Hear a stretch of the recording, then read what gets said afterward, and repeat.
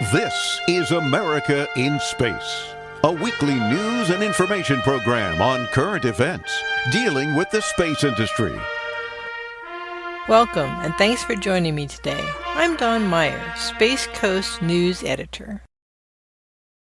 NASA is testing high-bandwidth laser or optical communications for the first time beyond the Moon, with a pioneering technology demonstration called the Deep Space Optical Communications, or DSOC.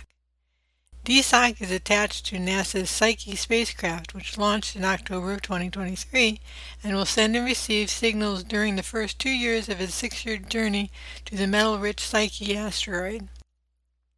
Phase 1 of the test was successfully completed in July of 2024, when Psyche was about 240 million miles, or 390 million kilometers, from Earth, more than 2.5 times the distance between our planet and the Sun. The project received a sustained downlink data rate of 6.25 megabits per second with a maximum of 8.3 megabits per second. Though this rate is significantly lower than the experiment's maximum, it is far higher than what a radio frequency communication system using comparable power can achieve over that distance. The goal of DSOC is to demonstrate technology that can reliably transmit data at higher data speeds than other space communications technology like radio frequency systems.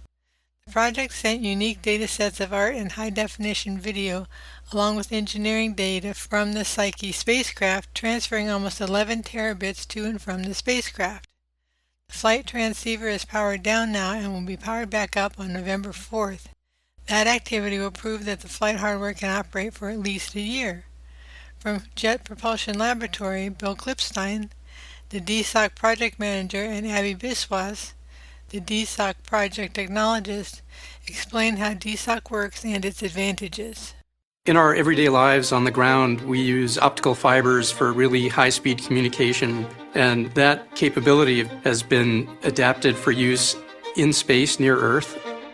DSOC stands for Deep Space Optical Communications, which is using lasers to communicate at high rate, and the application of that to deep space beyond the Moon is what the DSOC project is about. Primary objective is to give future NASA missions the tools for returning data at much higher rates. The signals travel at the speed of light, so they come just as fast as they do for the microwaves, but you could send more data in the same time of a pass for the same spacecraft resources. The notion of being able to communicate, have video to astronauts on Mars is actually part of the vision that NASA has for optical communications. DSOC consists of a flight terminal that flies on the Psyche spacecraft, and then a ground network that has a station for transmitting up to the spacecraft and then receiving the laser signal down from the spacecraft. Here we have to send a laser beam from Earth that the spacecraft has to receive, use as a pointing reference, and then initiate the communication link. So it's a very flight and ground joined at the hip kind of telecommunication system. DSOC is being implemented as a technology demonstration to show that we know how to build terminals that can do this, with the idea that in the future they can be flown as part of the operational communication system on future missions.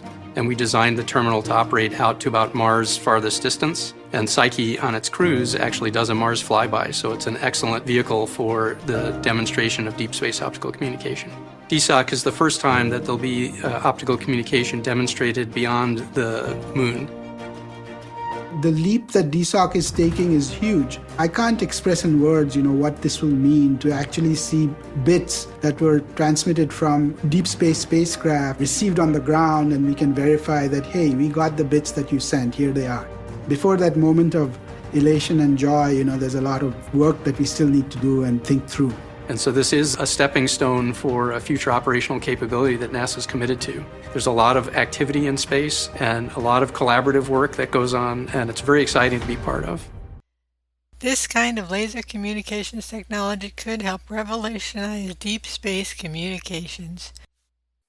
Thank you for joining me, and thank you for listening from your home or where you work. And wherever you listen, be sure to like and follow us.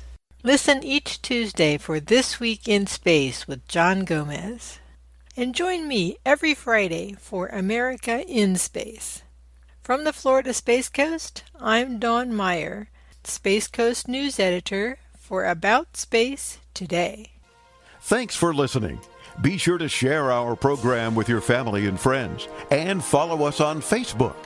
Join us each week for news and information on America in Space.